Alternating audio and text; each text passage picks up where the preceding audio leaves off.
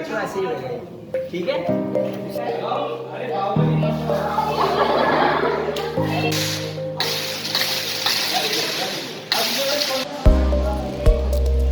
जैसे मैं कर रहा हूँ और भी वो वापस भी आ रहा है, ये देखो।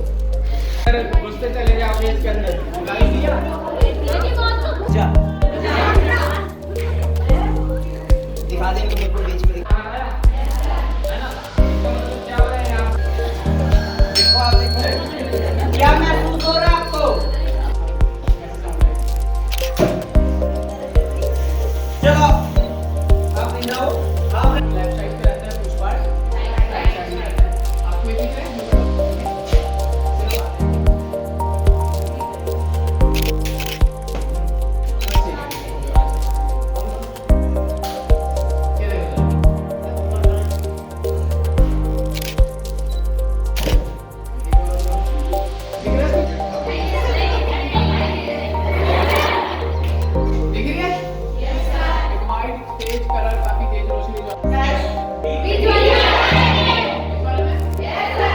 ये देखो ये बच्चा घुमा पा रहा है, आप भी कर सकते हो, करो। हाँ जी, बहुत है गहरा। अरे देख लेने दे इसको भी, ग्रुप मैंने जोड़ी बना रखी है, ठीक है। हमारा काम 2 काम करता है, कितने काम करता है? 2।